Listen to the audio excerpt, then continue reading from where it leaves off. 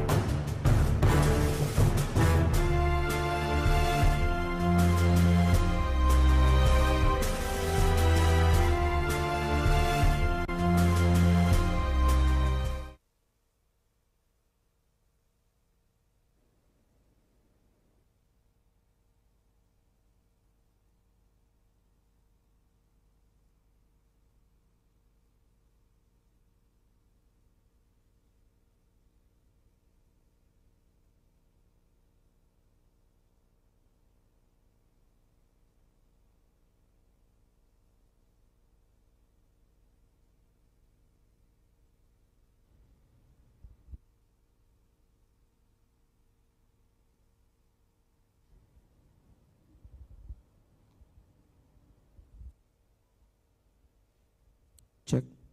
Bismillahirrahmanirrahim. Assalamualaikum warahmatullahi wabarakatuh. Shalom, Om Swastiastu, Namo Buddhaya, salam kebajikan dan selamat pagi. Yang terhormat Bapak Gubernur Lemhanas RI, Bapak Andi Wijayanto, Bapak Wakil Gubernur dan seluruh jajaran pejabat di lingkungan Lemhanas RI. Yang saya hormati para narasumber dan tamu undangan sekalian yang berbahagia. Yang pertama saya ingin mengawali mengucapkan terima kasih kepada Bapak Gubernur dan atas kepercayaan diberikan pada saya untuk hari ini bertugas selaku moderator pada Seminar Nasional Pertahanan Cerdas 5.0 Ibu Kota Nusantara. Bapak Ibu sekalian yang saya muliakan, mengawali diskusi pada hari ini atau seminar hari ini, izinkan saya sedikit. Tadi oleh Bapak Gubernur telah panjang lebar disampaikan tentang kegiatan ataupun pertahanan di masa depan yang perlu kita sikapi bersama dalam konteks Ibu Kota Negara atau Ibu Kota Nusantara. Sebagaimana kita maklum bersama bahwasanya pemerintah telah menetapkan Undang-Undang Nomor 3 Tahun 2022 tentang Ibu Kota Nusantara. Tentunya ketetapan pemerintah ini membawa berbagai macam konsekuensi. Salah satu yang paling penting adalah kita tentunya memahami bersama perpindahan ibu kota sama dengan kita memindahkan center of gravity atau pusat kekuatan yang nanti oleh para narasumber akan banyak dibahas sesuai dengan kompetensi masing-masing. Yang kedua, sejalan dengan program strategis nasional di mana pemerintah telah menetapkan tentang digitalisasi. Hal itu tentu juga perlu disikapi oleh kita semua selaku bangsa dalam konteks bagaimana kita menggunakan seluruh potensi digital yang kita miliki untuk memperkuat pertahanan negara kita. Oleh karena itu Bapak Ibu sekalian, tanpa berpanjang lebar lagi, saya ingin mengundang para narasumber kita pada sesi pertama kali ini. Mari kita berikan sambutan dan tepuk tangan yang meriah kepada narasumber kita yang pertama, Marskal TNI Purnawirawan CP Hakim. Kami persilakan Bapak.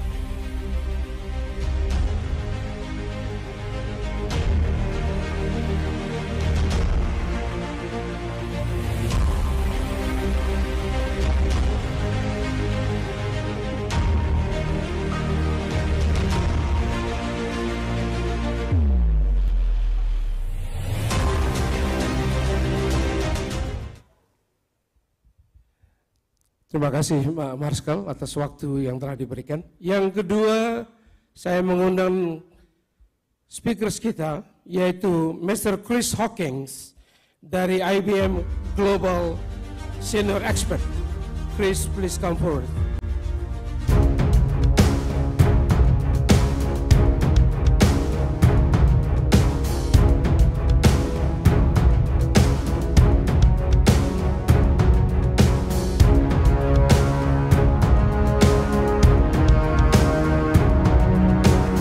Narasumber kita yang ketiga adalah Stefan Scheder, Vice President Sales Asia Rheinmetall.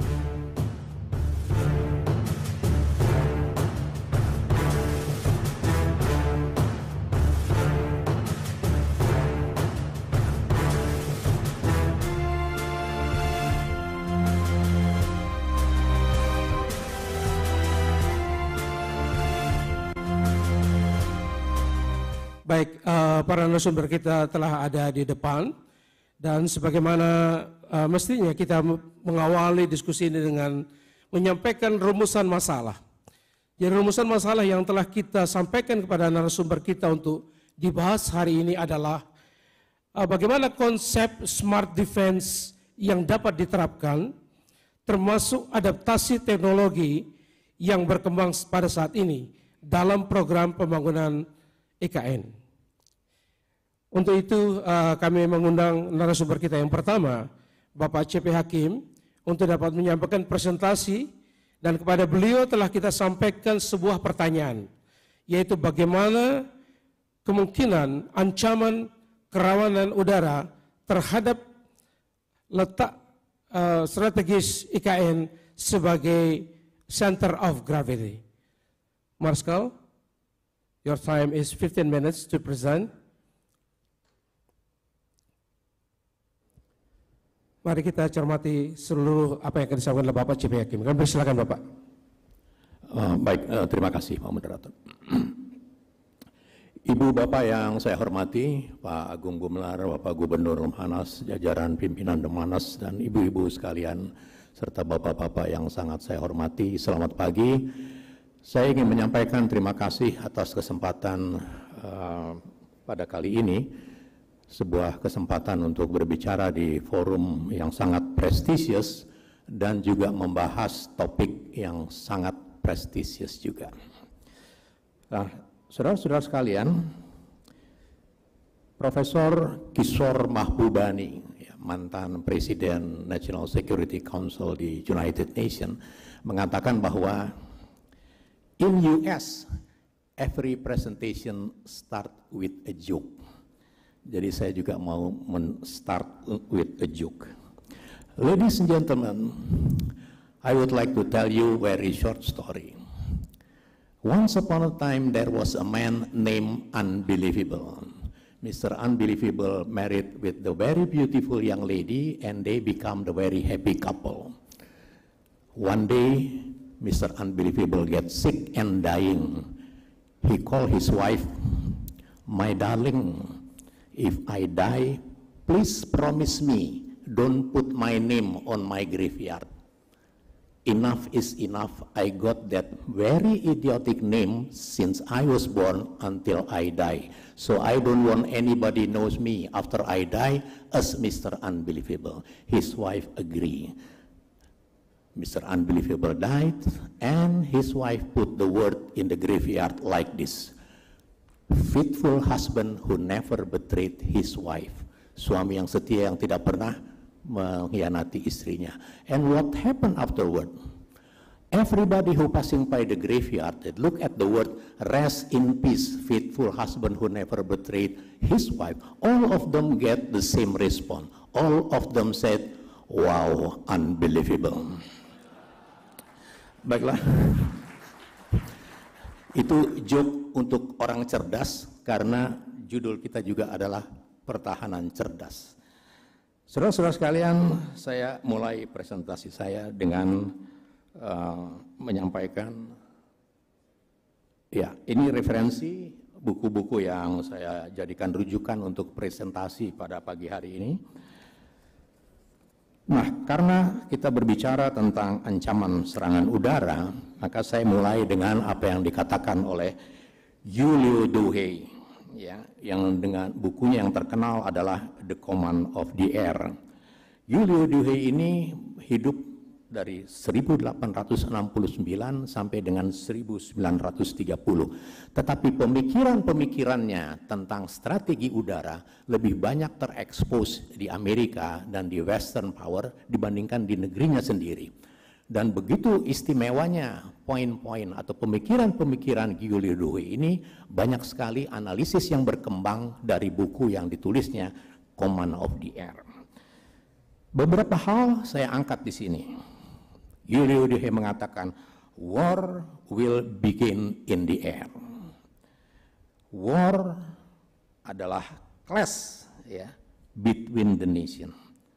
Not anymore between the armies, but within the nation. The whole population get involved in the war. Dan poin berikutnya adalah keuntungan surprise and advantages of surprise, yang menyimpulkan bahwa siapa yang unprepared akan loss.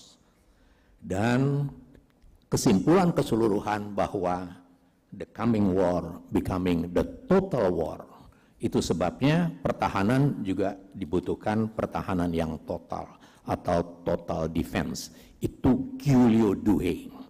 Berikutnya, pada kaji ulang Perang Dunia yang dilakukan oleh Amerika setelah berakhirnya Perang Dunia Kedua, setelah berakhirnya Perang Dunia Kedua, setelah bom atom dijatuhkan di Hiroshima dan Nagasaki, mereka membuat kaji ulang tentang Perang Dunia Pertama dan Perang Dunia Kedua. Salah satu kesimpulan yang ditulis dan yang menjadi catatan penting adalah yang ditulis oleh Jenderal Henry Arnold. Jenderal Henry Arnold ini istimewa sekali. Dia adalah Jenderal Bintang 5 US Army dan Bintang 5 US Air Force.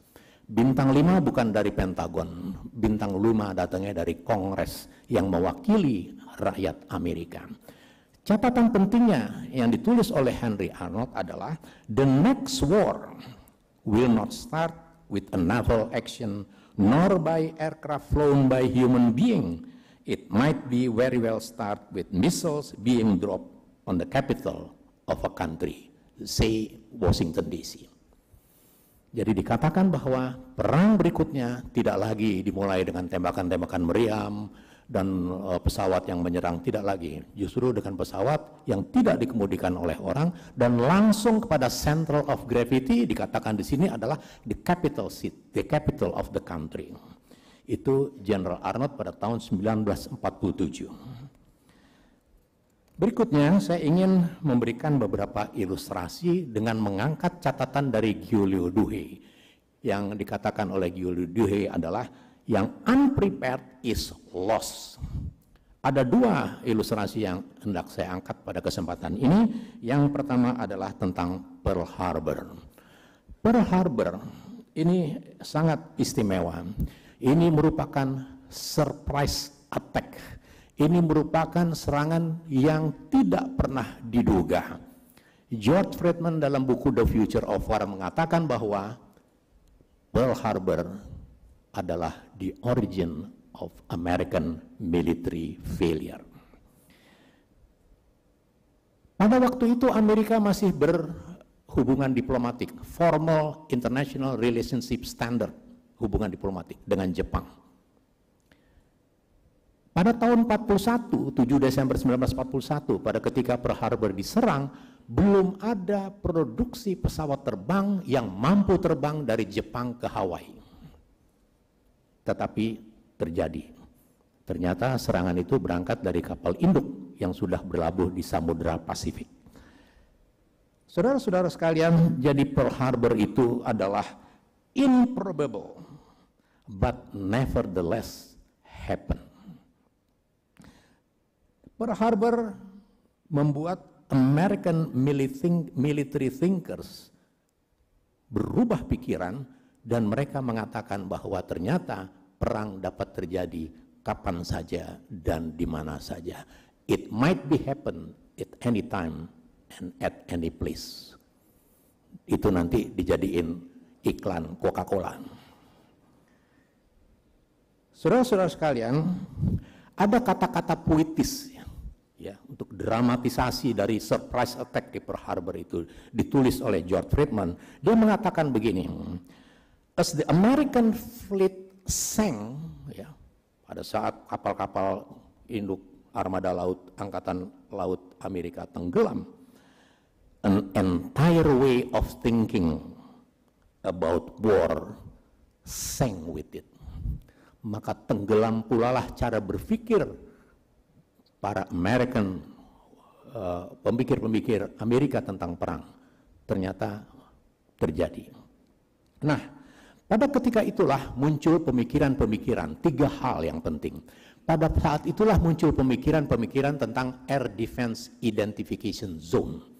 Mereka tidak zaman dengan daerah teritori, dia memerlukan ADIS. ADIS itu adalah beyond teritorial. Jadi alangkah naifnya kalau apabila sebuah negara memiliki wilayah udara kedaulatannya, kemudian didelegasikan kepada negara lain. Padahal dalam defense strategi, dalam defense tadi, justru beyond teritori. Untuk apa? Untuk membuat Air Defense Identification Zone. Untuk apa? Pemikiran-pemikiran yang meningkat setelah itu adalah tentang pemikiran-pemikiran tentang early warning system. Dan satu lagi adalah tentang identification friend and foe, ya, identifikasi apakah ini teman atau musuh. Kenapa? Karena pada kejadian Pearl Harbor sebenarnya sudah dideteksi oleh Letnan Kermit, perwira garnison yang bertugas di Air Defense Control Room. Dia sudah melihat, dia sudah mendeteksi. Tetapi dia bilang tenang aja, karena dia kira itu pesawat-pesawat Amerika. Jadi identification, friend and foe, 3 hal. Air Defense Identification Zone yang beyond territory, early warning system, dan identification friend and foe. 3 hal itu berkembang dari Pearl Harbor. Saudara-saudara sekalian, banyak juga yang mengatakan, oh bodoh banget ya, menggelar kekuatan di situ. No. Kejadian serangan surprise attack 7 Desember 1941, pada tanggal 1 Februari 1941, ada seorang Rear Admiral James Emerson. Dia adalah panglima, ya, Commander US Navy Fleet, panglima armada Angkatan Laut Amerika, yang memprotes gelar kekuatan Angkatan Laut Amerika dari San Diego ke Hawaii. Dia memprotes karena dia mengatakan daerah itu rawan sekali dan tidak memiliki sistem pertahanan udara yang kuat dari serangan yang sangat terbuka. 1 Februari James Emerson dipecat, 7 Desember 1941 terjadilah apa yang disampaikan oleh Rear Admiral James Emerson. Itu Pearl Harbor. Berikutnya saudara-saudara sekalian, saya ingin mengangkat tentang 9/11. Kebanyakan orang mengatakan 9/11, tetapi aviation community selalu mengatakan itu 911, ya, karena radio teleponi, air traffic communication procedures tidak pernah mengatakan 11, selalu mengatakan 11, sehingga ada 2 terminologi yang berkembang, 911 atau 9/11. It doesn't matter. Apa yang terjadi di 9/11 dapat dikatakan sebagai the second Pearl Harbor. Apa yang disebut the second Pearl Harbor? The second surprise attack. Dan yang istimewa dari surprise attack kali ini adalah serangan tidak datang dari luar, tetapi dari dalam.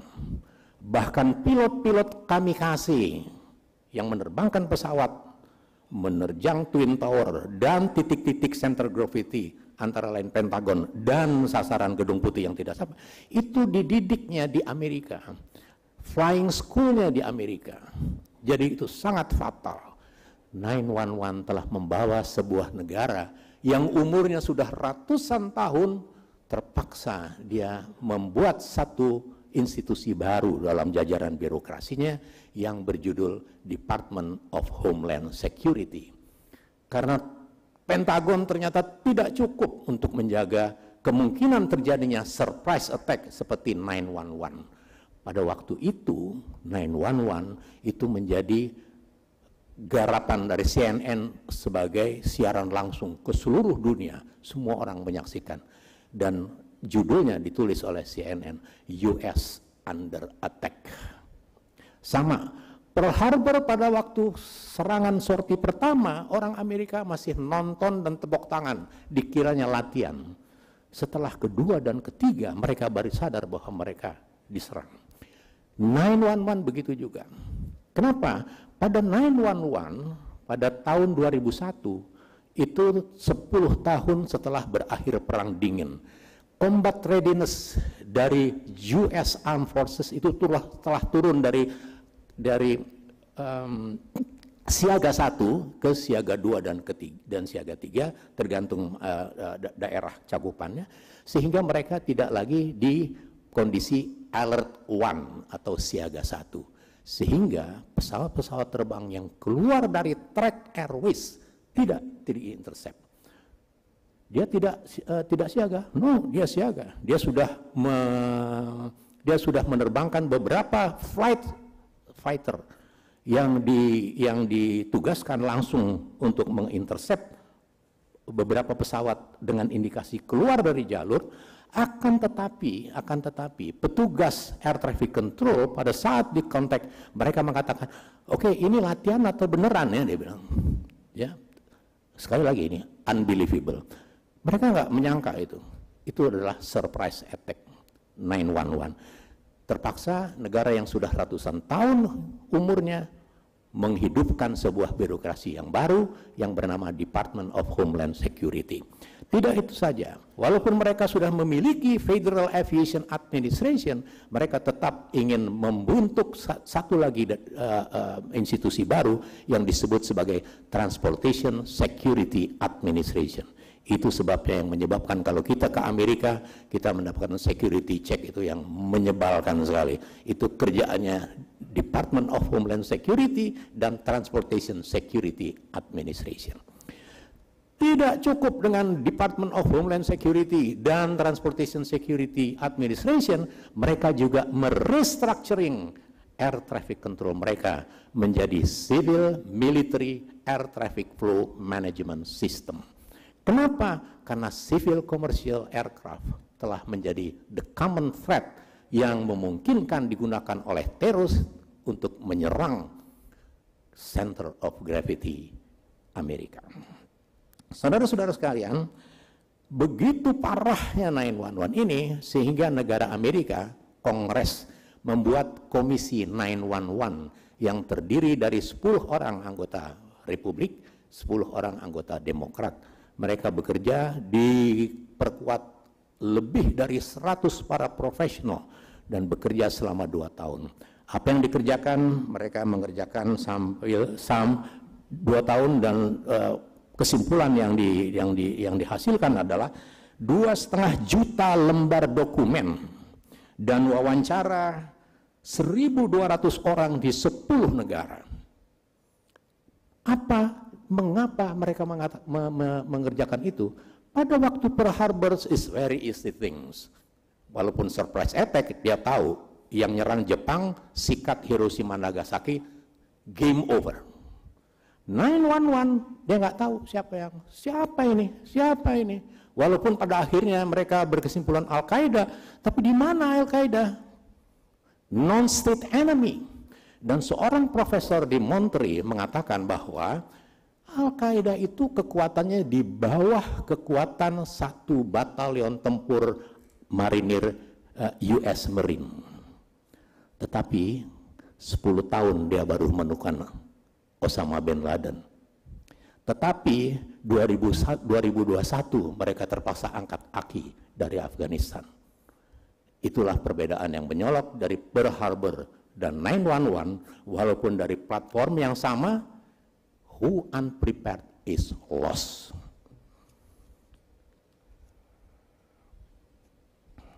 Saudara-saudara sekalian, slide berikutnya. Tantangan terbesar memang kemudian adalah tentang teknologi. Kemajuan teknologi luar biasa. Saya ingin mendramatisasi kemajuan teknologi. Ya, dalam salah satu aspek saja, yaitu tentang transportasi. Kalau kita berbicara tentang transportasi laut dan transportasi darat, itu umurnya udah puluhan ribu tahun. Tetapi kalau kita bicara tentang transportasi udara, dia baru dimulai pada tanggal 17 Desember 1903 saat Wright Brothers berhasil menerbangkan pesawat terbang yang pertama di Kill Devil Hill, North Carolina. Tetapi tanggal itu menjadi tanggal yang sangat bersejarah karena penerbangan telah merubah seluruh aspek kehidupan di seluruh dunia. Nah, saudara-saudara sekalian, usia jauh berbeda. Tetapi kemajuan teknologi di bidang penerbangan itu sangat fantastis, ya. 1903 Wright Brothers baru bisa menerbangkan beberapa meter tingginya dan beberapa meter kecepatannya. Tahun 69, hanya 66 tahun setelah itu manusia sudah bisa mendaratkan, membulankan orang di permukaan bulan. Pada tahun 1969 produksi pesawat tempur sudah bisa memproduksi SR-71 yang kecepatannya 3 kali kecepatan suara. Ya, kita bisa bayangkan bagaimana perbedaan kemajuan teknologi di bidang air and space. Nah, itu sebabnya saudara-saudara sekalian, kemajuan teknologi sangat menuntut hubungan internasional yang mapan.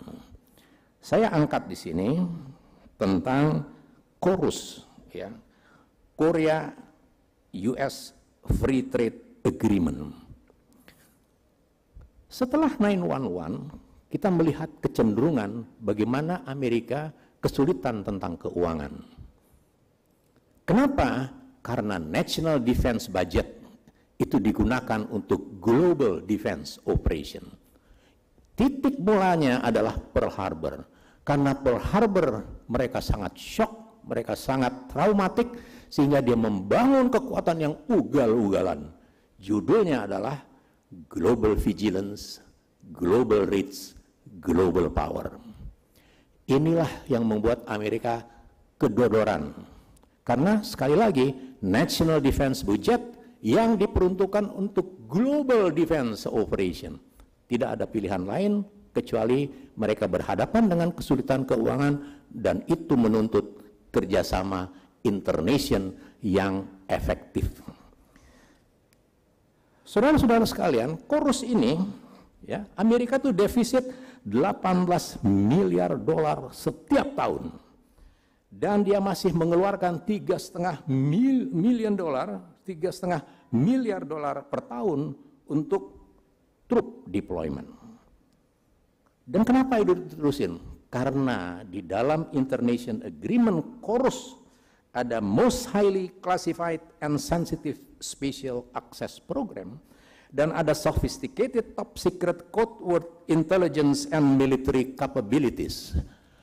Apa itu? Orang baru tahu setelah terbitnya buku FEAR yang ditulis oleh wartawan senior Bob Woodward yang sangat terkenal dengan kajian-kajian global strategi. Dia tulis di dalam buku itu bagaimana pada saat Donald Trump masuk Gedung Putih, dia bisnismen, jadi langsung dia inventarisir, mana nih, wah kita rugi nih, stop aja nih KORUS, Dia bikin konsep menghentikan kerjasama KORUS itu. Kemudian dilihat, itu harus di cross check, putusan presiden harus di cross check, kemudian dilihat oleh Panglima TNI-nya, Joint Chief of Staff, dilihat oleh National Security Council dan sebagainya, kemudian surat itu diumpetin. Kenapa? Oke, slide berikutnya.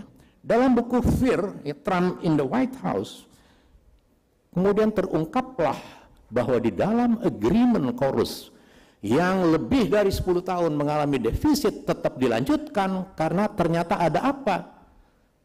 Ada masalah tentang defense agreement. Ada masalah tentang bagaimana menangkal kemajuan teknologi dalam persenjataan yang berkaitan dengan national defense system. Saudara-saudara sekalian, ternyata Korea Utara memiliki ICBM, Intercontinental Ballistic Missiles, dengan nuclear warhead, ya, dengan kepala nuklir, yang berkemampuan mencapai Los Angeles dalam 38 menit. Ya, ini ada di buku nih, bukan saya ngarang, ada di bukunya. Nanti bisa dilihat di bukunya. Dan NORAD, ya, sistem defense system Amerika itu baru bisa mendetek 15 menit setelah diluncurkan.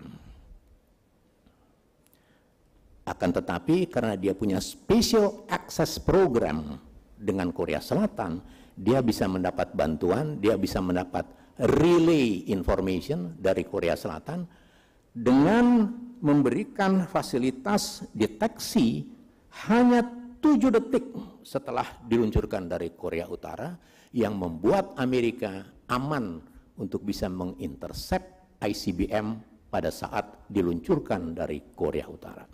Ini adalah international agreement dalam perspektif pengelolaan national defense system yang terbungkus dalam perjanjian kerjasama antar dua negara. Mohon maaf Marskal, waktu Bapak tinggal 5 menit. Baik. Sorry, saya kalau cerita begini nih nggak bisa dikontrol. Terima kasih, sorry. Ya sekarang kita slide berikutnya. Gimana dengan ibu kota negara sekarang? Nah, tentang ibu kota negara jelas, ya, itu adalah center of gravity. Jelas kita memerlukan sistem pertahanan udara yang outward looking. Ya, tidak bisa lagi kita di dalam, tidak bisa lagi kita mengandalkan itu. Pelajaran terlalu mahal, kita bisa melihat tentang Pearl Harbor, kita tentang 9/11 dan lain sebagainya. Dan kita juga harus memiliki hubungan baik, harus memiliki international agreement yang terbungkus di dalamnya tentang national defense system dengan tentu saja berbagai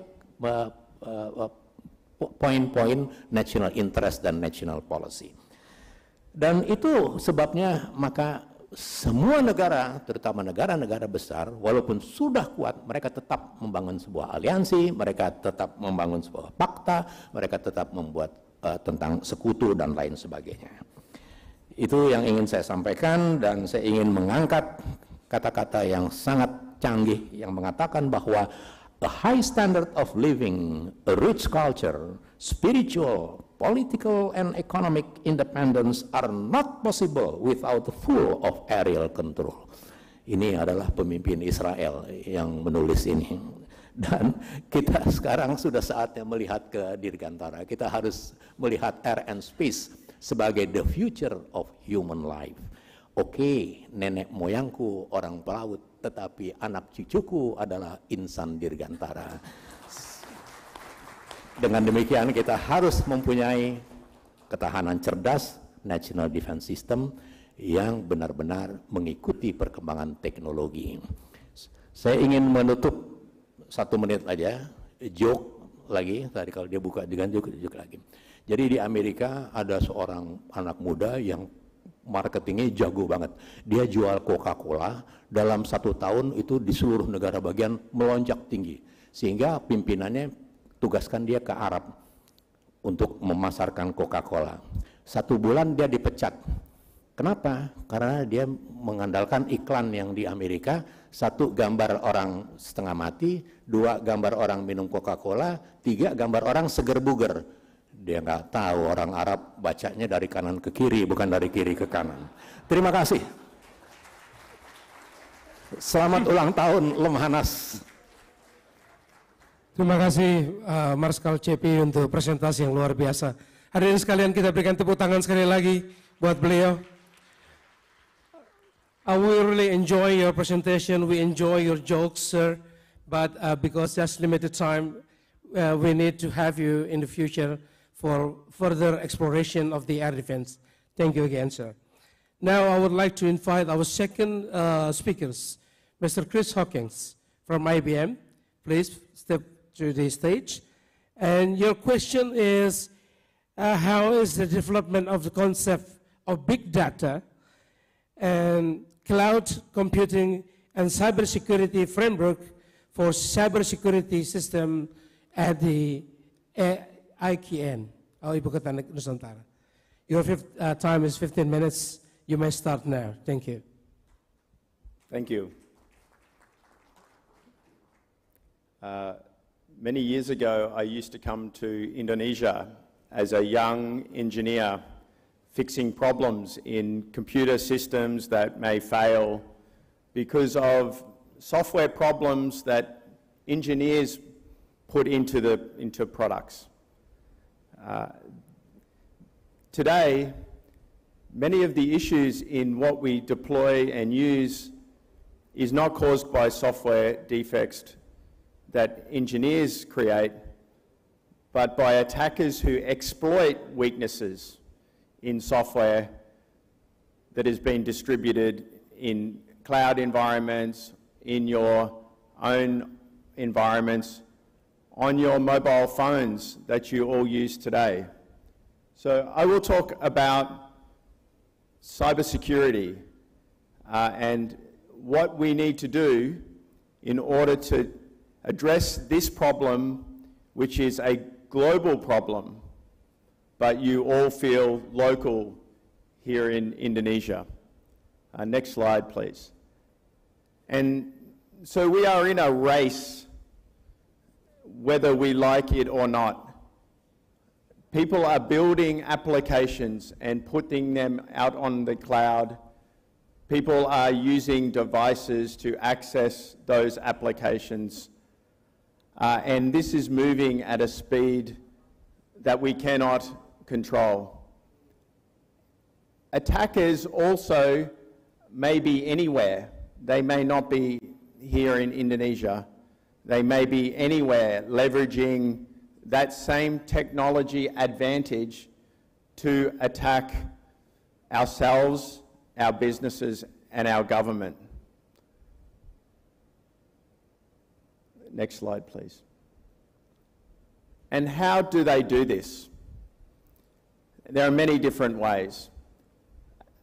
In the last 2 years, Asia Pacific has become the #1 most targeted geography in the world.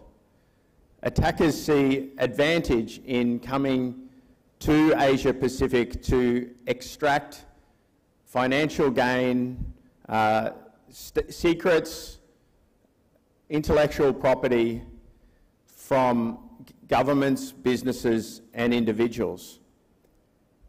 They may do that using phishing campaigns. Each one of you has a device, you receive an email, you click on the email, the attacker has access to your phone.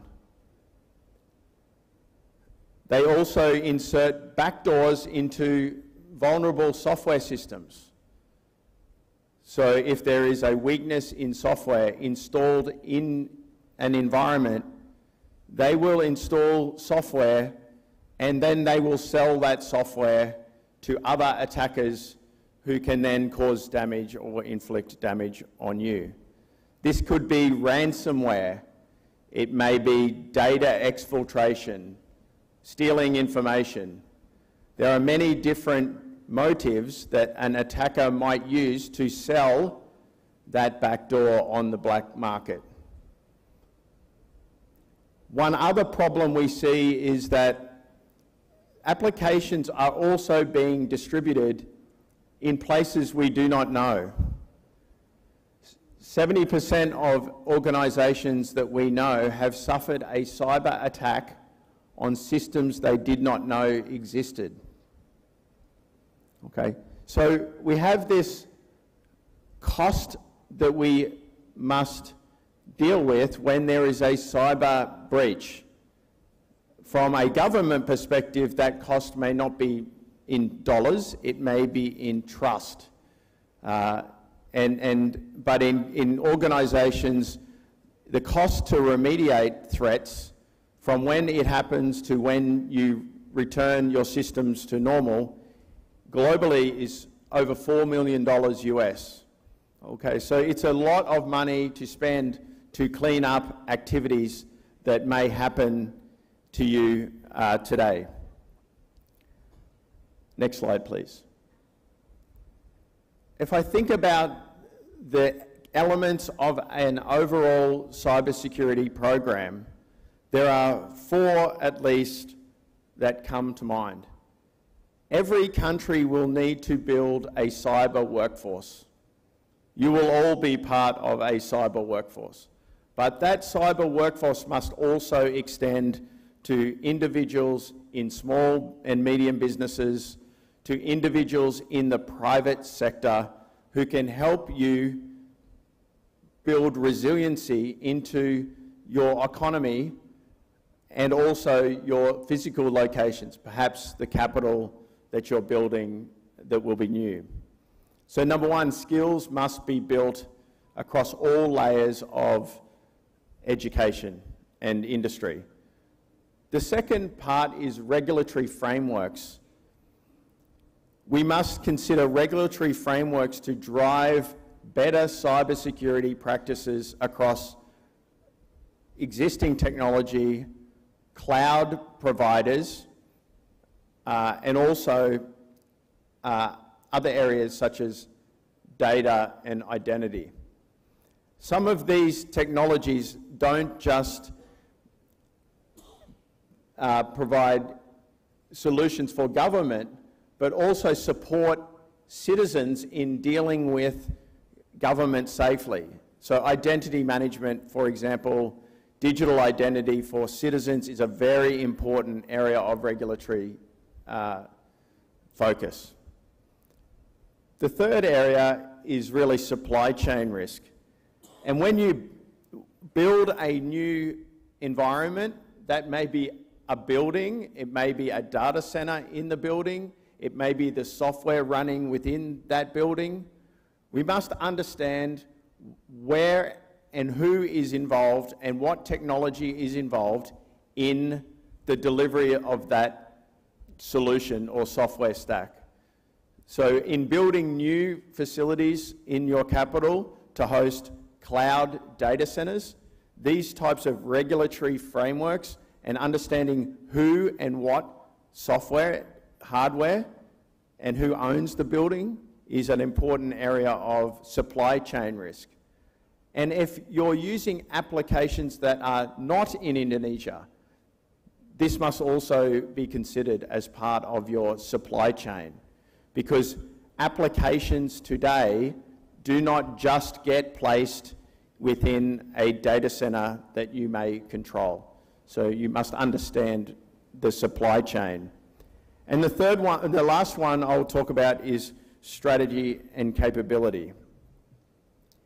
It's very important that you build a technological workforce that can consider advances in modern technology that require cybersecurity to be built into those solutions from the beginning. In fact, these four challenges have a relationship between each one. You cannot write good regulation without understanding the overall cybersecurity environment, the strategy, the threat actors, and you must have people who can respond to that. Next slide, please. There is a lot of content on this slide, but if we break it down to the light blue at the top, this is a lot about people. When I write ecosystem, I mean trusted providers of IT services, local Indonesia companies, companies that can help bring advice, education and skills, intelligence from threat information that is happening in the global area, and can help you come up with regulatory frameworks that are similar to others but can fit into Indonesia's sovereign requirements. So the people side is very important, but we cannot underestimate the technological challenge that we face in addressing the cybersecurity speed and scale problem. So we consider this problem to have multiple elements, and if we start from the top, it's about threat detection and response. Understanding who your threats are, how you detect incidents that might occur, and how to respond. If you do not know and you have not practiced how to respond in a cyber incident, then maybe you don't know that those cyber incidents are happening. So you must be prepared and you must practice. So to do that, you must understand the threats and what those threats are to your assets. The second part is data security. When we share information, we hope that it will be trusted, it will be treated with respect and not open to attack or unauthorized sharing. The third one is identity. One of the main connections of trust between citizens and government is your government services. And digital identity and citizen identity is a very important part of your trust relationship with your citizens.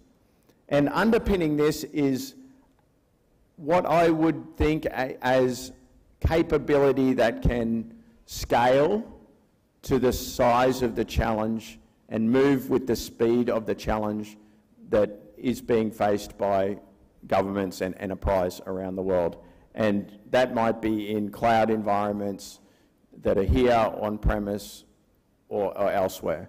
So there's many different elements, but it's about people, processes, and advanced technology. And who those technology providers are is one of sovereign consideration. Next slide, please. If you think about your challenge that is in front of you in building a new capital, you have an opportunity to build security, cybersecurity and physical security into that construction. One of the use case IBM worked on was the World Cup soccer. They built 8 new stadiums. There was a number of agencies because this problem is cross-agency. It's not just defence or other agencies' primary responsibility. So many different agencies, a number of new facilities that required physical and cyber security, threat detection and response function,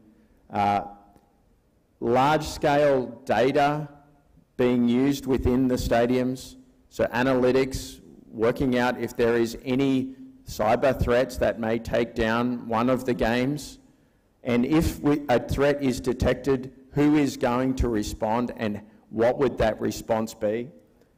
And the sheer size of this, the amount of data, you simply cannot process with humans only. You must have artificial intelligence to find threats that may be embedded within big data sets. In addition to this, Qatar also had an identity system which allowed visas, citizens, visa holders, people who came to the games to register and use the app to do everything from getting visas, buying tickets, to safely navigate through the event. So identity, threat detection and response, and collaboration was key to the successful implementation of this program. I think that's one area that is probably the most important word in cybersecurity, is collaboration. You cannot solve this problem just by implementing singular solutions with one vendor or with one department, with one government.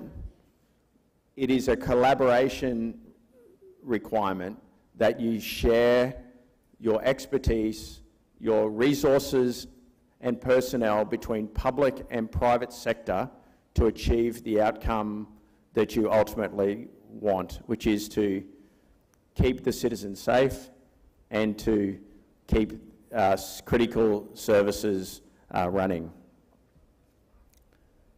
Next slide. So whilst today's problem is something that we are helping customers and governments with. We do not stop there, and IBM continues to work on advanced technology evolution for the next generation of threats that will come. We are implementing zero trust architectures and solutions today. We are working on quantum encryption. Quantum computers have the capability to break all encryption that we use today. And IBM has 3 of the final 4 algorithms for defending against the cyber threat. So within 7 to 10 years, all encryption will need to be replaced with quantum-safe encryption. So IBM continues to work in a next-generation area also within quantum. And of course, supply chain security. It's very difficult today to assure that everything you use in technology is from trusted providers, and to also know what that technology is. So IBM continues to work on standards to understand what those links between software, hardware, and people who build them more visible for you to assess the risk. I think that's most of my message today. So next slide, I think I'm done. Thank you very much. I'll be up for a discussion next. Thank you very much, Chris, for your excellent presentation. We take note of so many things that you have mentioned, and I believe that after this, there are so many questions that will be asked to you. Now, I would like to invite our third speakers, Colonel Stefan Schroeder, please. You have 15 minutes to speak.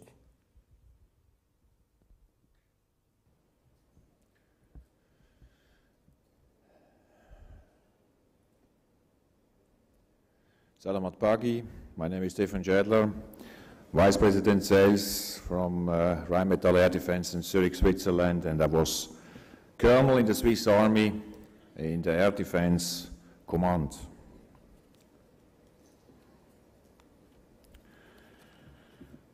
Today's world, unfortunately, more and more conflicts can be observed, and they are increasingly conducted with new types of technologies. The most recent and unfortunately the most famous conflict is currently taking place in Ukraine, in Europe. In this conflict, long forgotten and very new technologies are used. For the first time, the killer or kamikaze drones are being used in a large scale. These are very accurate in hitting, difficult to detect and fight. Also is it a weapon, it is very cheap in procurement and is in producing in large numbers. These weapons carry the war precisely and demoralizing in our cities to destroy individual sensitive objects or to demoralize specific the population. The new air defense for your new capital city has to plan it exactly to avoid and to prevent this new specific air threat. In addition, not to be forget, the new air defense concept has to be considered both the conventional and the new specific drone threat. Before we can make a concrete statement about the air defense concept, a precise analyzing of the topographical conditions must be made. My analysis on this: the designated area for the new capital of Indonesia is located on the eastern coast of the island Borneo.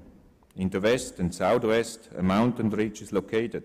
Further inland, there is a central mountain ridge of the island Borneo.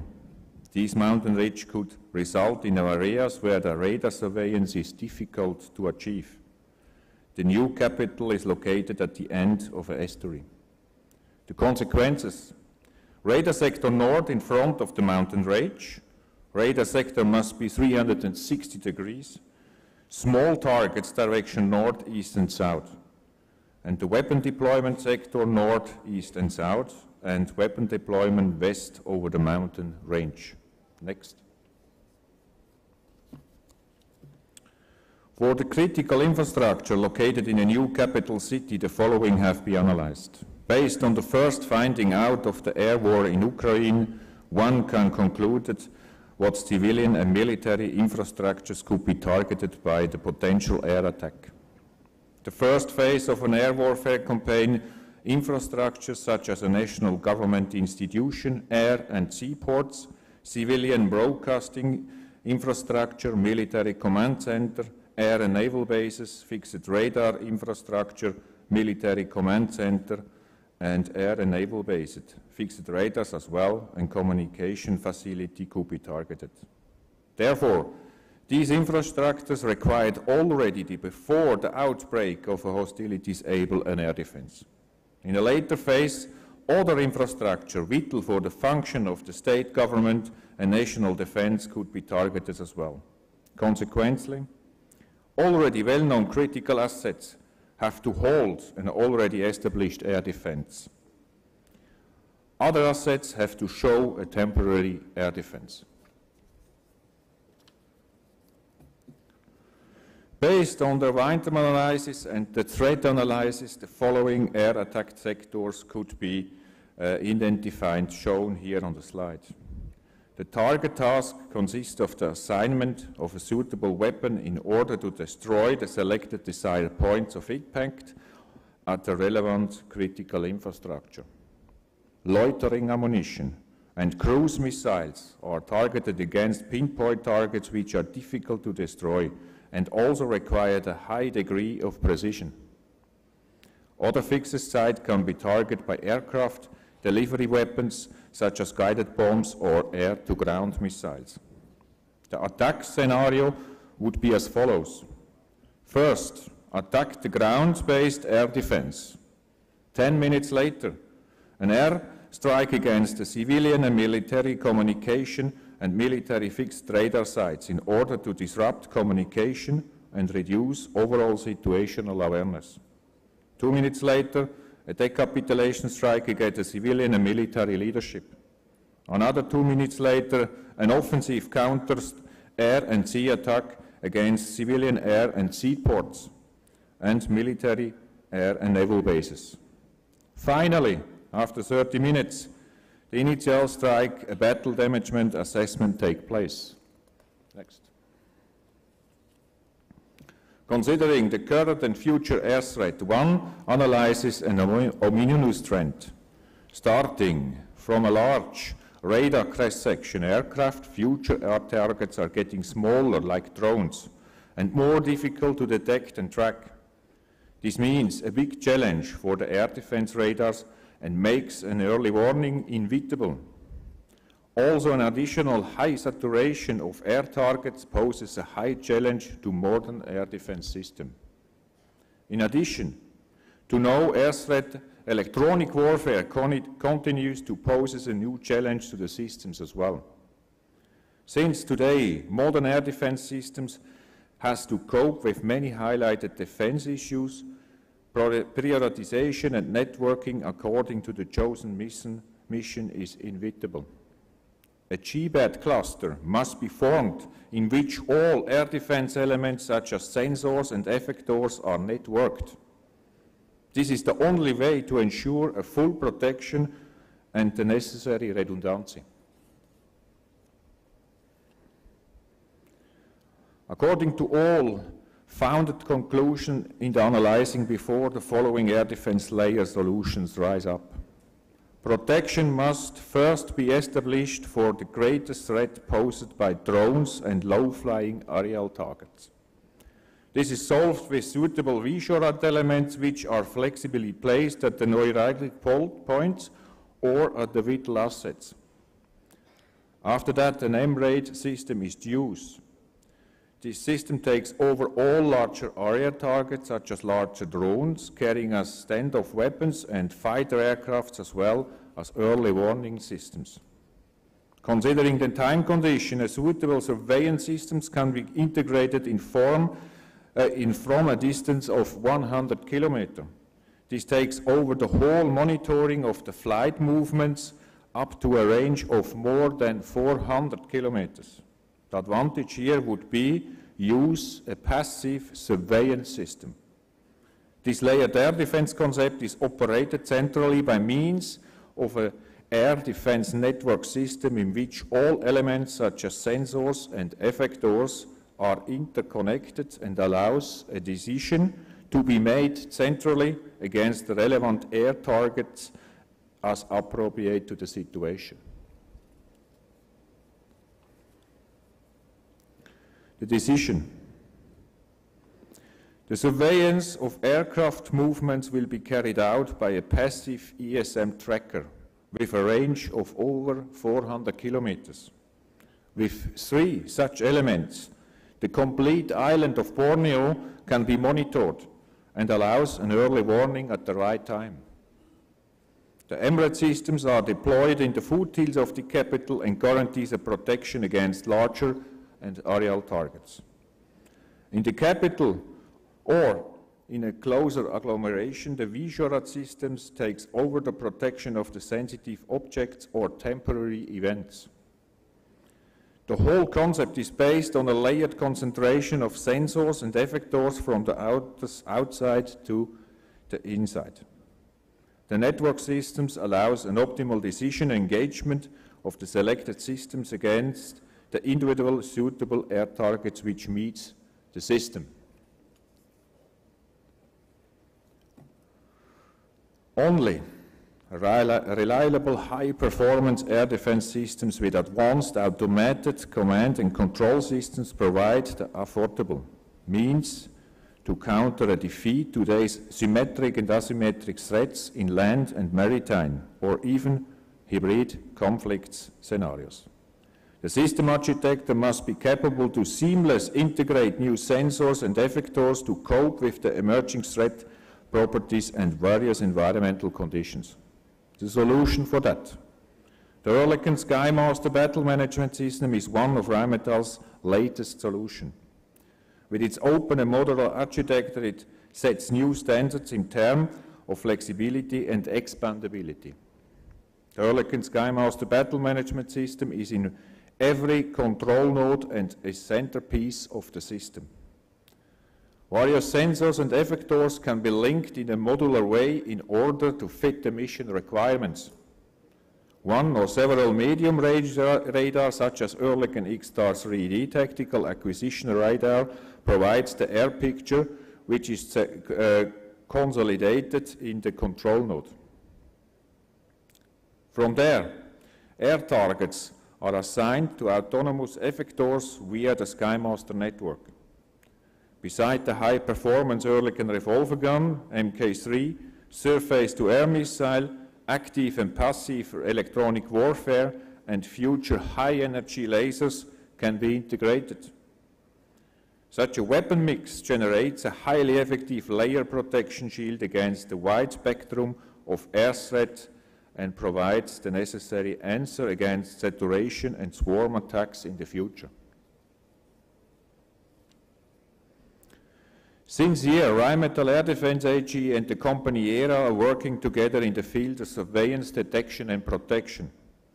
The system VERA NG can easily integrate it into the air defense network, Oerlikon SkyMaster battle management system, and will be an enormous benefit for early warning capability. VERA NG is the most advanced passive services system. The Unix system designed to detect localization, tracking and identification of the air, ground and naval targets, as well as exceptional pulse and condition wave signal analysis. VERA NG supports cross-border long-term and long-range surveillance without alerting neighbors' country. The system emits zero electromagnetic energy, making it sees without seen. Since many years, also Rheinmetall Air Defense AG is working together with several Emirates missile producers in Europe and in Asia. These collaborations were very successful and will have enormous potential in connection with the Oerlikon SkyMaster battle management system. Their missile system can easily integrate into air defense network and is the appropriate element as a supplement for the territorial defense. The medium-range surface-to-air missiles are designed to counter various aerial threats infiltrating at mid and low altitude. Such as an air defense system is the first and the external layer of the complete air defense dispositif and built therefore a very important first protection against mid-flying and low-flying bigger aerial targets. The Oerlikon Skynex air defense system is designed for symmetric as well as asymmetric mission. Its open architecture allows a flexibility adoption of the integrated sensors and effectors. The qualified basic configuration of the Skynex systems consists of a control node with the Oerlikon SkyMaster battle management system and the medium-range Oerlikon X-Star 3D search radar and up to 4 remote-controlled Oerlikon revolver gun Mk3. Depending on the site of the defeated asset, the basic system can easily be expanded with additional sensors and effectors. The connected X3 3D radar is the three-dimensional tactical acquisition radar and provides the local air picture up to an instrumental range for 50 kilometers. Besides classification and identification of air targets, the X-Star 3D delivers accurate 3D target tracking data to the control node, where the target data is processed based on an automatic threat evaluation analysis and then sent to the effectors. Any additional third-party sensors like radars or effectors missile can be integrated according to the mission needs and will be also guided by the Oerlikon SkyMaster battle management system. Depending on mission requirements, up to 4 revolver guns Mk3 form the basic effector layer. The unmanned revolver gun Mk3 combines exceptional precision with high firepower, firing up to 1,000 rounds per minute. With its own sensor unit consisting of a tracking radar, a TV, an ear camera, as well as a laser rangefinder, the gun can take over any in the range air targets assigned by the SkyMaster and autonomously track and engage such targets. Using the programmable 35mm head ammunition, the gun is able to hit even the smallest targets. Combining high performance with fast reaction times, massive firepower and the maximum tactical and strategic flexibility, Skynex is an extremely cost-effective and versatile air defense solution. Colonel Stefan, you have 2 minutes left. Thank you. 2 minutes. 2 minutes. Okay, thank you. Next.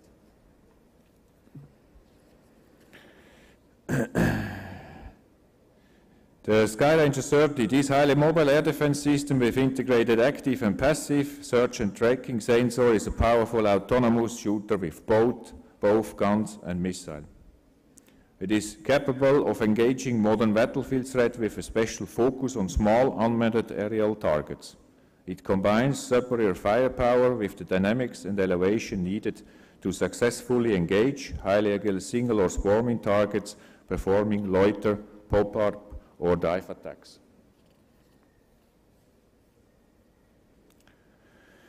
The Oerlikon Skyranger family offers mobile defense to all current and future battlefield air threats. This use of best-in-class cannon systems means that the Skyranger can stand its grounds against swarming attacks, and its mobility means it can be deployed alongside ground forces or for stationary vital asset protection. Both the Skyranger and the Skynex system rely on the proven Oerlikon AHEAD airburst technology to achieve the required kill performance for small air threats and in particular for RAM threats and drones.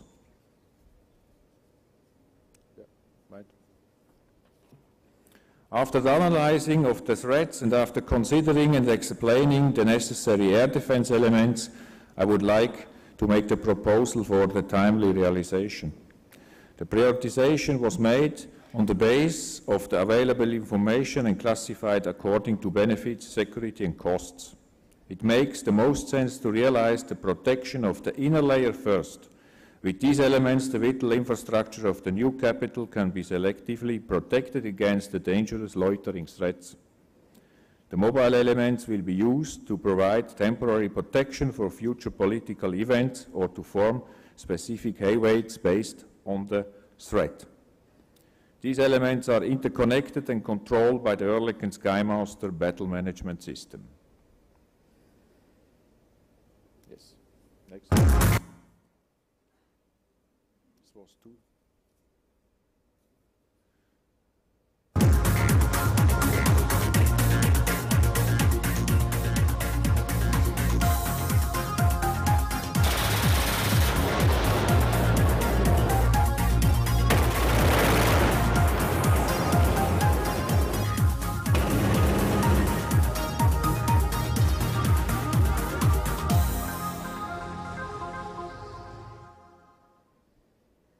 Thank you, terima kasih.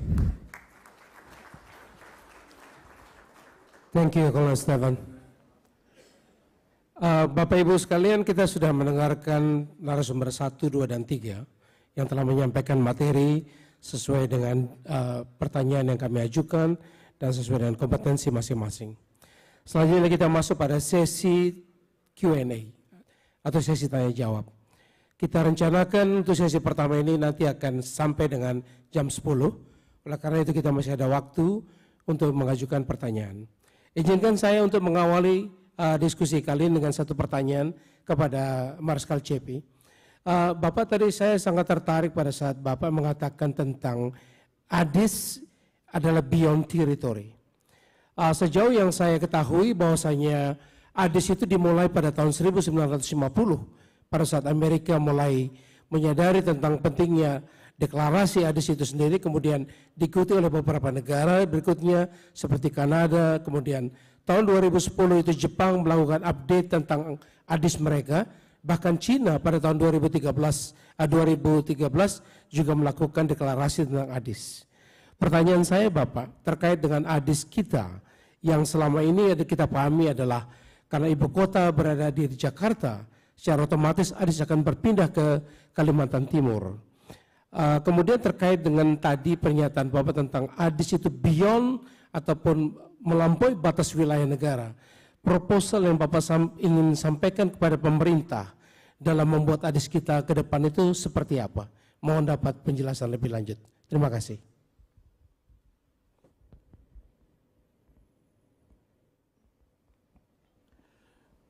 Baik, tentang ADIS.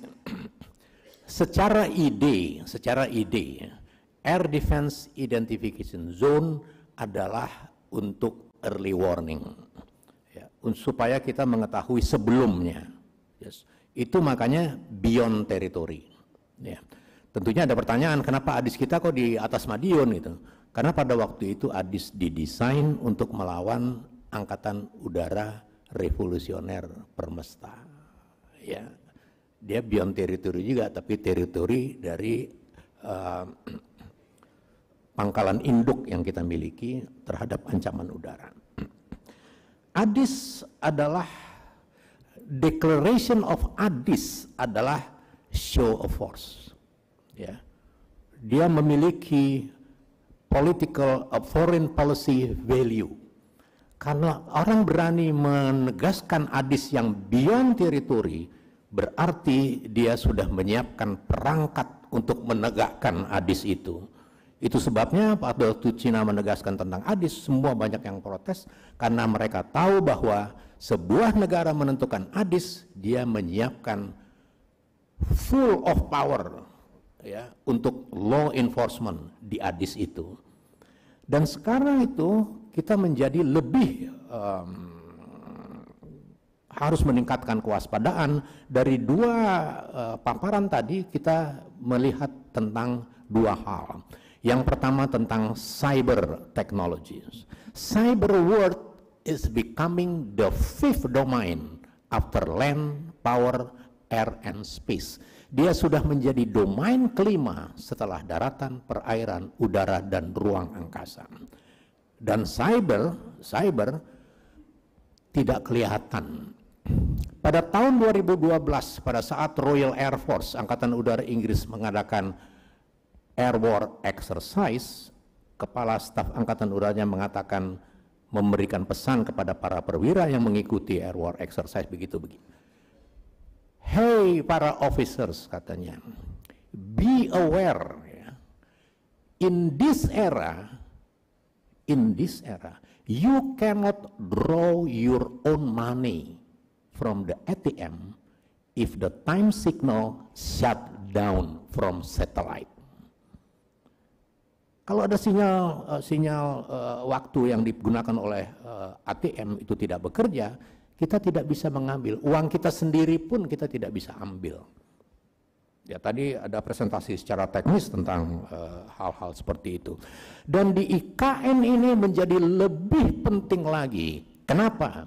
Karena IKN berdekatan dengan ALKI, Alur Laut Kepulauan Indonesia. Kalau kita berbicara tentang ALKI, kita berbicara tentang hukum udara internasional dan hukum laut internasional. Masih ada dispute di situ.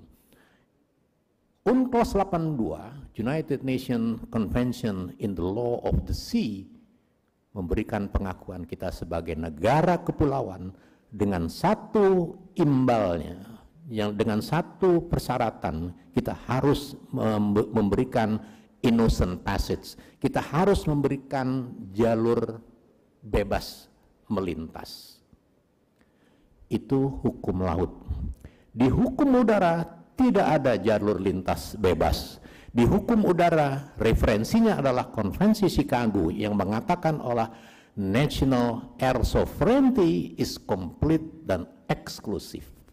Sampai sekarang tentang ALKI yang kita desain untuk yang beririsan dengan National Security Management, itu ada dispute yang harus kita hadapi sebagai sebuah tantangan. Kenapa? Karena menurut hukum laut, innocent passage, ya, jalur laut bebas yang diberikan itu juga memfasilitasi pesawat-pesawat terbang yang di kapal itu untuk terbang. Hukum udara internasional tidak mengenal itu. Hukum udara internasional tidak mengenal innocent passage, tidak mengenal jalur bebas. Itu sebabnya kerawanan IKN akan bertambah dengan adanya alur laut kepulauan Indonesia yang ALKI 2 atau ALKI 3.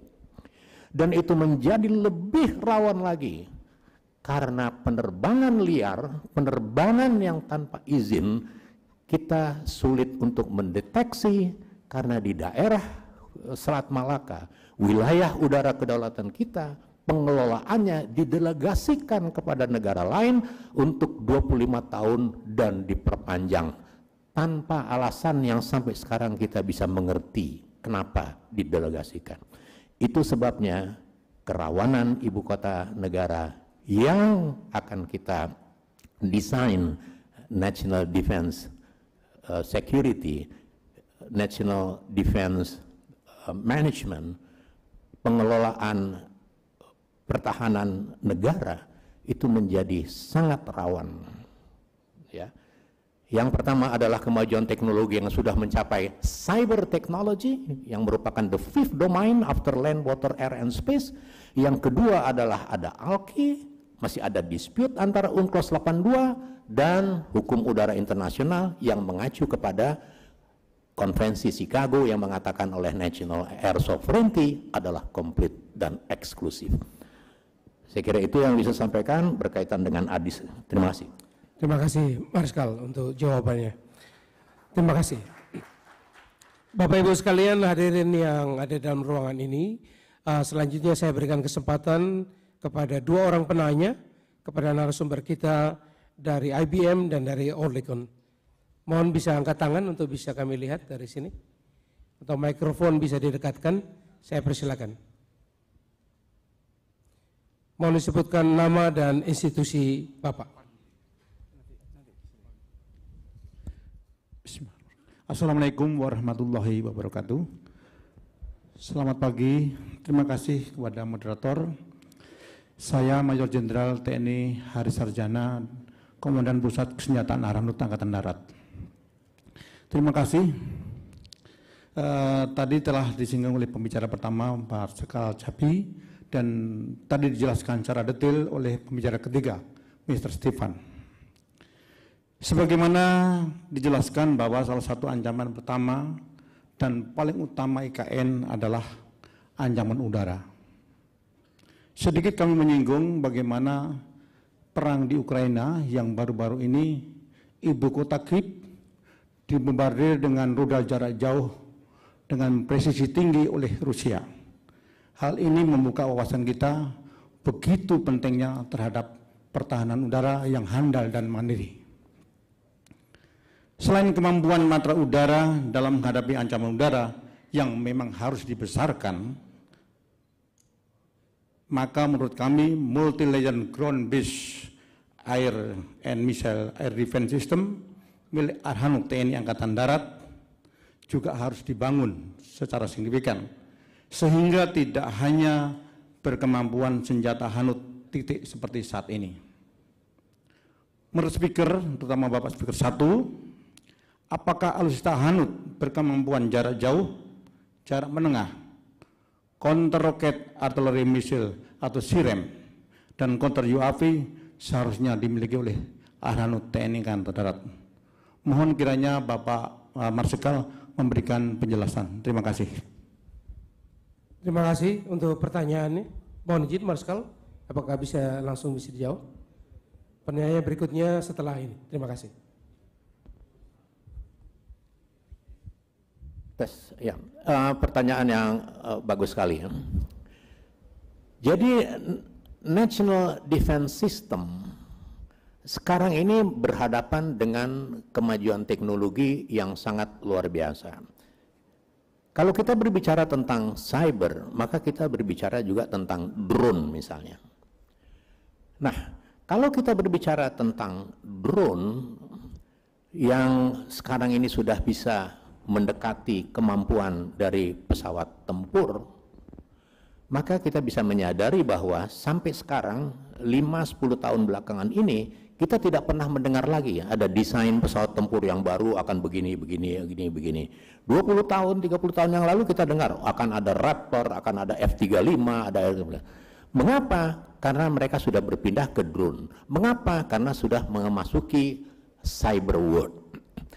Dalam konteks ini, secara teknis tadi sudah kita dengarkan bagaimana peran deteksi itu menjadi dominan. Ya. Prinsip dari air defense adalah detection, identification, interception, and destruction. Sekarang kita tinggal melihat. Majunya teknologi sangat berpengaruh pada detection, identification, interception, and destruction. Kalau kita melihat peristiwa Baoyan, maka itu adalah peran detection dan identification yang kita kerjakan pada ketika itu. Pada ketika itu saya expose peristiwa Baoyan. Mengapa? Karena kejadian-kejadian seperti itu sudah sering terjadi dan kita tidak menyadarinya. Dan biasanya juga itu diselesaikan undercover, selesai. Pada Baoyan saya tidak ingin gitu. Saya ingin membuka itu supaya kita semua mengetahui rawannya wilayah udara terhadap penerbangan-penerbangan yang tidak mendapatkan izin terlebih dahulu. Kenapa? Sekali lagi, prinsipnya adalah kedaulatan negara di udara adalah komplit dan eksklusif. Penerbangan-penerbangan liar, oh sekarang tidak perlu pesawat. Tadi sekali lagi kita lihat bagaimana paparan pengintaian itu sudah sangat mudah dilakukan. Dengan satelit, oh no, sekarang ada low orbit satellite. Itu sebabnya desain dari pertahanan udara harus compact dan harus high tech. Ya. Selama kita tertinggal menyadari hal-hal yang seperti itu, maka kita akan mengalami kesulitan besar. benar bahwa hanut titik mungkin sudah tidak memadai lagi. Karena radius dari hanut titik itu sudah dipengaruhi dengan kemajuan teknologi, kemampuan drone, kemampuan teknologi di cyber world yang sudah mengabaikan semua hal-hal yang konvensional. Itu menjadi catatan tersendiri bahwa detection menjadi hal yang paling utama pada akhirnya pada ketika kita melihat bagaimana kita mendesain sistem pertahanan udara. Saya kira untuk sementara itu. Terima kasih. Terima kasih, Marskal. Do you want to add something? I couldn't understand the language, but I heard many things in what you said. From cyber perspective, there are 5 things we consider for security framework. One is protection, detection, number 2, identify what's happened, respond, and recover. The time it takes to detect and respond is your chance to close the gap between when something bad may happen and something bad that happened causes damage. Okay, so in cybersecurity, you need to make an assumption that you've already been breached. We call it assumed breach, because that drives a mindset to ask the question, who, what, where, when, why, how, and then that drives, the next question is, do we know all of that information? In most cases today, advanced technology is not deployed at that level to answer those questions. So being prepared and practice your response to cyber incidents at scale across industry drives that zero trust mindset. So protect, detect, identify, respond, recover. Thank you, Chris. Recover. So ideally, if something bad happens, you can recover without damage. Perfect situation, but in many cases, damage may be caused and your job is to minimize that cause.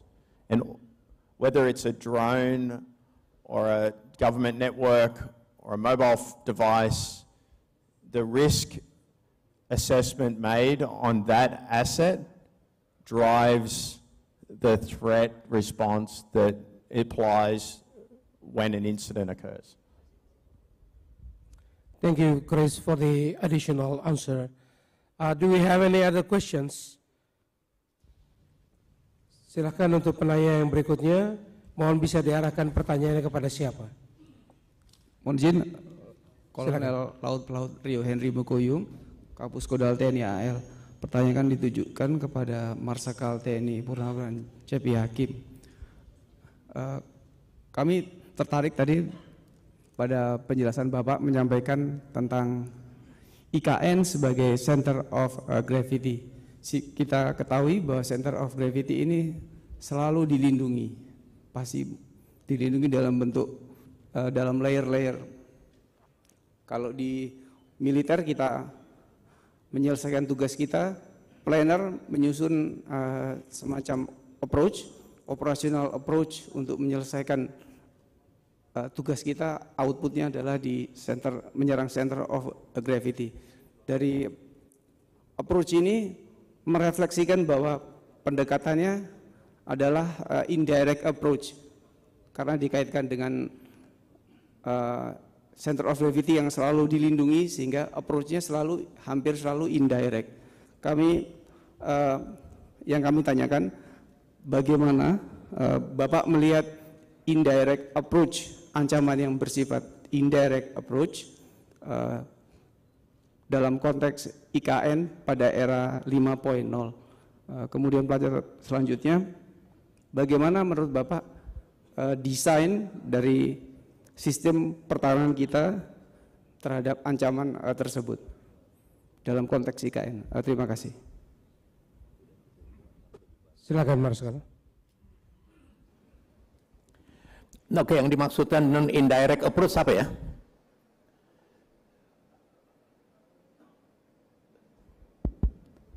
Izin, maksudnya yang disampaikan tadi, Bapak, apabila kita punya kekuatan yang cukup kuat, maka kita langsung menyerang ke center of gravity-nya. Oke. Karena ya. gitu. Ya, saya mengerti. Jadi terminologi dari central of gravity itu tergantung. Ya, tentu saja setiap negara memplot pasti dalam national defense security bahwa kita menjaga beberapa hal yang kita anggap sebagai center of gravity. Tetapi bagi penyerang ya, negara yang akan menyerang, mereka mempunyai klasifikasi tersendiri mana yang mereka anggap sebagai center of gravity. Sebagai contoh 911. 911 itu headingnya adalah World Trade Center, Pentagon, White House. Walaupun White House-nya tidak sampai karena terburu crash di Pennsylvania. Tapi headingnya adalah White House. Itu adalah contoh dari keinginan ya atau skenario para penyerang untuk melumpuhkan sebuah negara. Dia memilih selected center of gravity.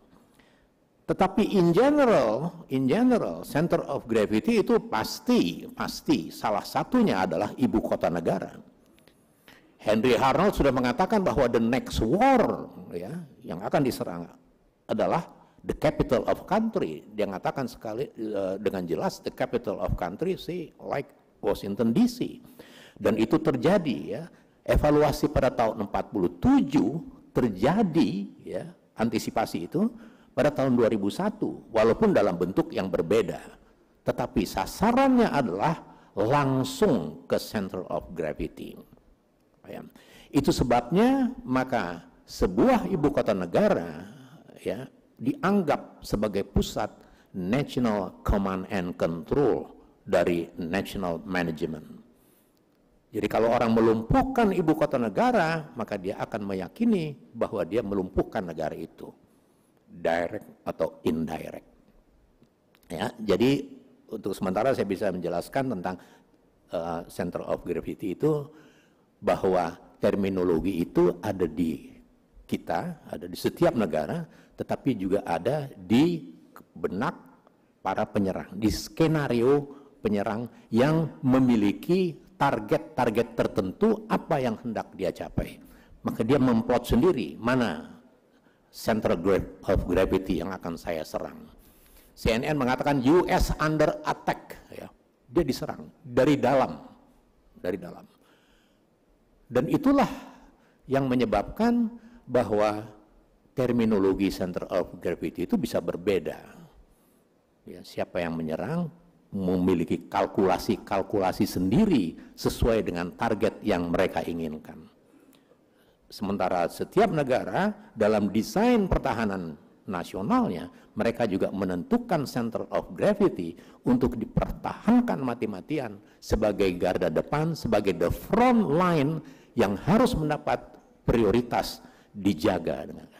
Itu sebabnya kita harus bisa memisahkan instalasi-instalasi military installation yang relatively restricted area dengan public area. Ini harus kita pahami bersama kalau kita berbicara tentang defense, kalau kita berbicara tentang pertahanan nasional, kalau kita berbicara tentang national defense. Contoh sederhana, Halim adalah pusat National Air Defense Center di sana, ya. Tetapi kemudian menjadi public area, jadi restricted area menjadi public area misalnya. Ini sangat berbahaya. Karena penerbangan komersial sekarang sudah lebih padat di sana, sudah menjadi tempat stasiun kereta api di sana, menjadi public area.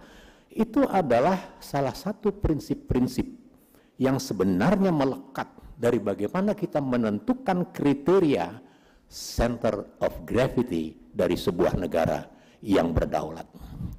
Sementara gitu. Terima kasih. Terima kasih, Marskal. Untuk pertanyaan kedua tadi terkait desain, saya menyarankan untuk penanya bersabar, nanti akan mendapatkan jawabannya dari Bapak Gubernur Lemhanas. Beliau sudah menyiapkan satu presentasi yang cukup lengkap terkait masalah desain ada di dalamnya.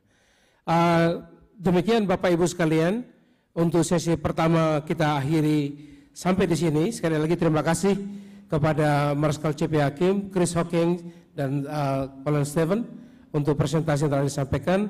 Selanjutnya kita kembali kepada pembawa acara.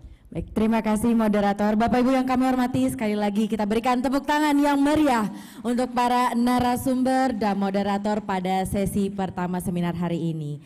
Selanjutnya kami persilakan kepada para narasumber untuk maju ke tengah panggung untuk menerima apresiasi dari Lemhanas RI.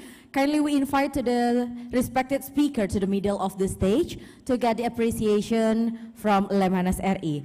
Untuk itu kami mohon berkenan kepada Gubernur Lemhanas RI Bapak Andi Wijayanto untuk maju ke atas panggung untuk memberikan apresiasi berupa plakat kepada para narasumber yang luar biasa pada sesi pertama hari ini.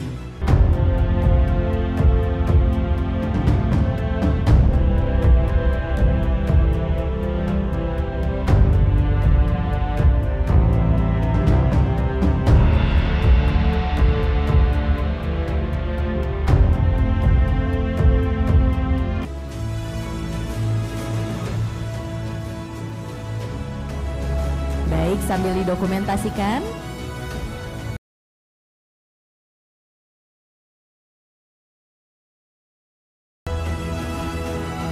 Selanjutnya pemberian plakat kedua diberikan kepada Mr. Chris Hawkins, IBM Global Senior Expert. The second plaque is given to Mr. Chris Hawkins from IBM Global. Dan selanjutnya plakat ketiga diberikan kepada Kolonel Stefan Stadler, Vice President Sales Asia Rheinmetall.